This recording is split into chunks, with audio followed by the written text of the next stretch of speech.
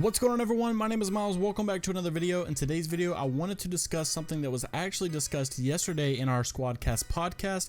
By the way, this is not going to be the full episode of the Squadcast podcast, so if you guys want to go see the entire episode, I'll leave a link down in the description where you guys can go subscribe to the Squadcast channel. You can also watch the newest podcast that we just released. So we're not going to be uploading the full episodes on our own channel anymore.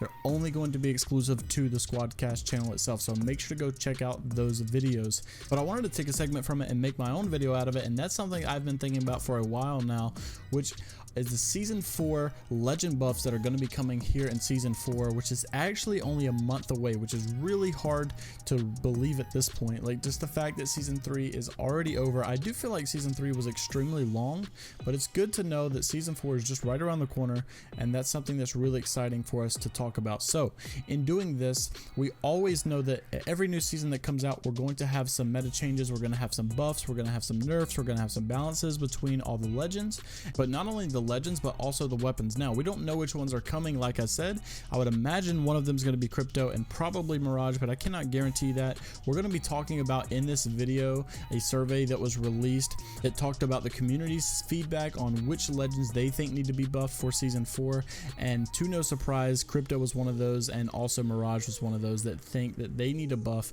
So you guys let me know down in the comment section what you think about all of this, but let me know if you guys enjoyed this segment of the podcast, and make sure, don't forget to go subscribe and go watch the full episode on the Squadcast channel, link in the description below. Hope you all have a great night.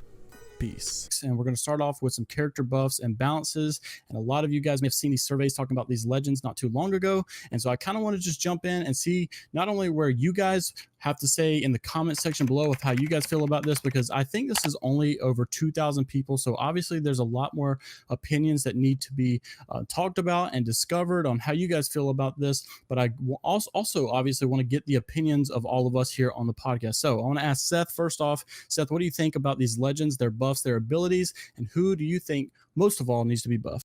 All right, so honestly, I've been thinking about this for a really long time, since I love when they change characters, and it changes up the meta a lot. I mean, especially with the global series coming up, it might be good to throw some changes at all the pros just to see how they deal with it, but we do have a while until then. But mainly, I mean, ever since Crypto came out in season 3, I have always thought that Crypto is the one that needs a buff, just because all of his abilities rely on his drone, and you can just shoot it once and it's gone and it's down for a while and he can't really do anything.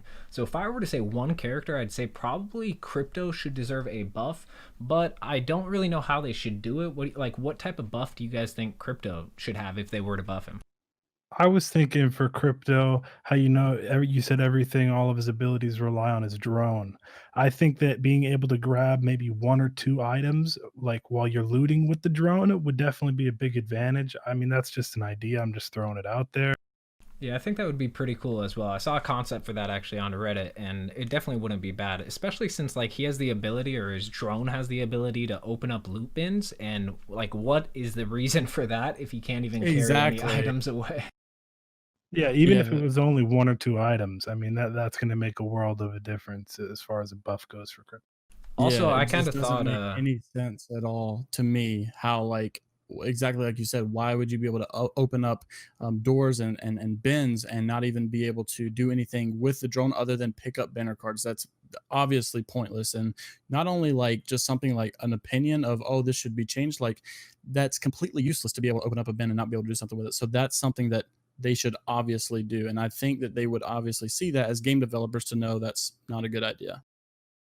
Yeah, and so the survey of about 2,000 people from the Apex subreddit, it seems like a lot of them did agree. 68% of the survey of the 2,000 people on the subreddit that did it said that they think Crypto does need a buff, but also 30% say that he is balanced. So, I mean, we do have to keep that into account. Some people definitely still like Crypto, but I mean, personally, I think it would be as simple as just adding more health to his drone so it takes more than 1 shot to destroy it. Might be a good change. Yeah, definitely. And I don't know, Miles, you actually pay attention to the pro scene. I'm kind of off on that pro scene, but do they even use Crypto in any scrims or pro games or anything like that? Because I never see him in ranked. So yeah, they never use Crypto. Like, hardly ever anyone ever uses Crypto, not only in the scrims but also in ranked and like Apex Predator lobbies. And so in my opinion, not only do I think he needs a buff because he's not that great, I also think he needs a buff because I think that they need to focus more on kind of like how League of Legends will drop like a legend or a champion, and then boom, like the whole meta can change just like that. And I know a lot of times some people kind of always stay in the meta, but what I want to see Apex do, I want every season when they decide to add a new legend, I want the meta to kind of like form around that new legend. And I know that might not sound like the greatest idea, but I don't see what the point is of adding a new legend if he's going to just kind of fall back on the back burner and not be the main shot, the main aspect of the new season. So Crypto, in my opinion, I know a lot of people disagree with this, but I think he was a real big letdown simply because I definitely he agree with that one.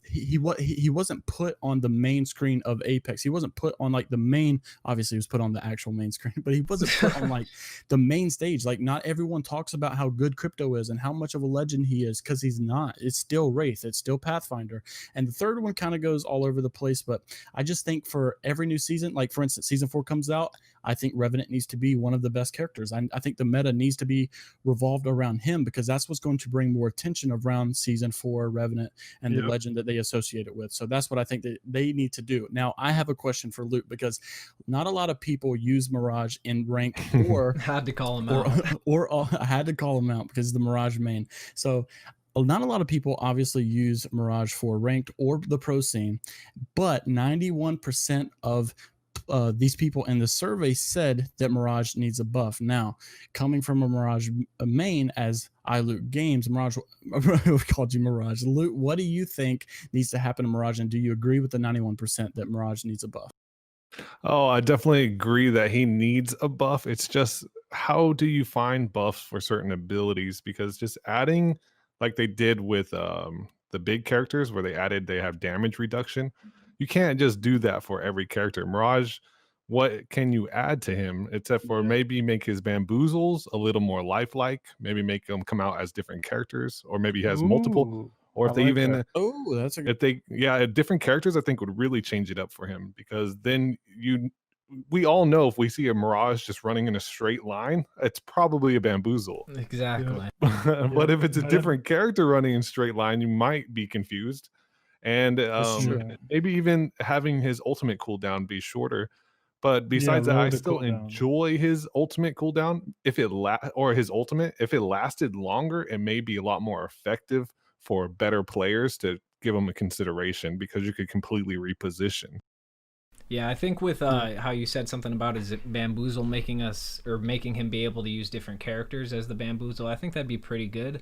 Although I think you would probably have to limit it down to just the characters that are on your squad. So let's say it's Mirage, Pathfinder, Wraith, then he has a choice to have the bamboozle be either Mirage, Pathfinder, or Wraith, rather than just any legend possible.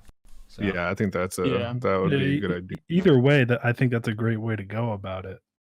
So there was also someone who went on Reddit, and the thread became very large. They claimed that they saw a Mirage shoot out multiple bamboozles, and then when they came out, they actually started acting like players. That they were going to loot boxes, they were looting, they were aiming, but they weren't shooting. And so everyone said, "Oh no, you're just confused. You're confused. You saw people teaming. That's probably what it was." But they insisted that wasn't the case, because they could see the glowing on the bamboozle ones. So I think that's what they said. That wouldn't make sense, though, because that's got to be your own team. I don't know, though. So, but can you imagine if they came out, they actually aimed, they ran with the team? Like that would bots, be completely like different. Yeah, like bots, exactly. Yeah, that's crazy. And another thing I just thought of, like back on Kings Canyon, back in the early states of the game, I used Mirage a little bit, because like when Shroud and Diego, like they were all using Mirage and claiming Mirage was the best legend in the game because of the bamboozles. And they had a good point back then, because like no matter what, people were not used to being bamboozled. People were not used to decoys. So it was like really hard to know when it's a decoy or not. And so, but like obviously over time you get used to it, you know what to expect, and it's just not as effective anymore. But I remember back on Kings Canyon seeing a Mirage ultimate pretty much like every few games. Every day I played, I would see a Mirage ultimate. I honestly cannot tell you the last time I've seen a Mirage ultimate. So I can't even tell you if it still does his ultimate still do the like where it sends out decoys but they just stay still, or do they at least run forward now? No, they don't run forward unless they're down a hill. There's still wow. Yeah, see, Yeah, I think his this ultimate standard. needs to be changed a little bit because like Yep. I don't understand why they just I mean, obviously if you see like 6 Mirages just standing still, you know that's like not Yeah. real. So I mean, that's just I mean, even a noob will understand that really quickly. Yeah. So they need to change his I ultimate. think the idea behind it was that you're not able to tell what direction he ran into. Honestly, but I I still followed think the good it's, for footsteps. escapes. well, yeah, if everyone knows now that you listen for the footsteps, but I think just as a visual, that was the point of the no. Yeah, definitely. I mean, throwback to when Mirage literally was, you could completely see him when he was invisible. Like his opacity was at like 50%. And then they said it was a bug that they fixed it and then he was completely invisible. Oh my gosh, I was so mad when they said that. Just He was covering pretty it much up. useless like that, or at least his abilities were Yeah. useless. Yeah, and one thing we see more balanced now is if you look at the Gibby statistic, you guys obviously remember, I'm sure you played Apex back then. Gibby has not always been everyone's favorite character or character Oh, of no. choice. The Gibby was hitbox.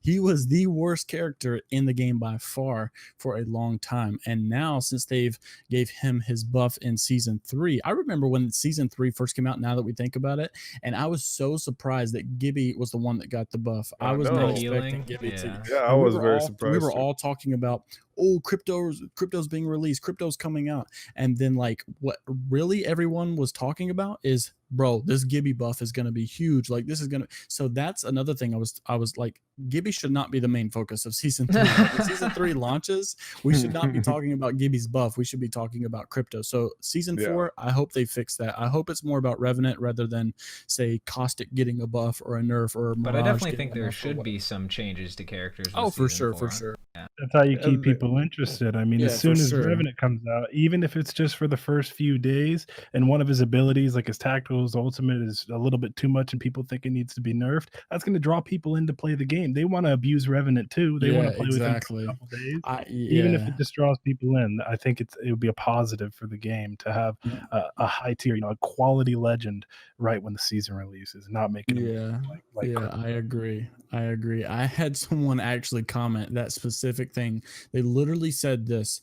They said, I hope Revenant is OP at the start so I can at least have some fun in the beginning. And I was just right. like, yeah. Because no one has fun playing crypto. And if you waited this entire time waiting for a new character and then you play them and you just get murdered or your team gets murdered because the character sucks, that's pretty disappointing because this is what we're waiting for. Yeah, it makes you want to hop off. Playing the game makes you want to get off. Is if you just play the new character, you save up all your coins, and then boom, you get wrecked the first game because he sucks. I mean, come on. That's how I was. And when crypto came out, I was all on this like, oh, I'm going to be the #1 crypto. I'm going to grind crypto. I'm going to be so good with crypto. And I bought the legendary skin for him. And then my first few games, I like continuously got it. I'm like, what is up with this? Like, this is not fun. And then every time I would try to go do like make a big play, I would be in my drone, and then I would say, "Hold on, guys, I'm behind you. I'm coming. Like, just give me some time to catch up." And He's so slow. Yeah. Well, so that's something that's. When speaking of the needs for buffs, what about you gave a cool stat about Lifeline? You want to share that? Yeah, so Lifeline only has an 85%. I mean, it has an entire 85% people that say it's balanced, but only a 15%, I guess, that had no comment. It doesn't say that she was requested on a buff on this other 15%. And that is something that is really cool because I had a statistic. This is the stat I think you're talking about, Luke, that when I was checking on Dream Team earlier today, it actually showed that Lifeline on Xbox had the #1 win percentage for the last couple of weeks. I think it goes all the way back to September that she had the #1 win percentage for Xbox. And then on PC, she was like top 2 of win percentage. And then like on PS4, I think she was 3rd or something like that. But when you go to the legends that were most used, obviously it's way up there for Wraith and Pathfinder. Everyone's using Wraith and Pathfinder. So because they're the most fun, I would say. Personally. Exactly. And that's exactly what we're talking about with Revenant Crypto. Like they need to be fun like Wraith and Pathfinder, and like that they're just not. But back to the stat, it's like it's crazy to see the majority of the player base using Pathfinder, and Wraith, but yet somehow the win percentage is still higher with a legend that's less used. It just goes to show you how important roles actually are in Apex. A lot of people just think that it's just a lot of people think it's just 3 slayers on the ground and you just run and go and shoot and it just destroy everybody, but it actually does have its place with roles in Apex. So I think that's something cool to have. Especially with when Season 3 came out. I remember, I mean, I used to be a Lifeline main. Now I kind of switch around between Wraith, Pathfinder, and Lifeline.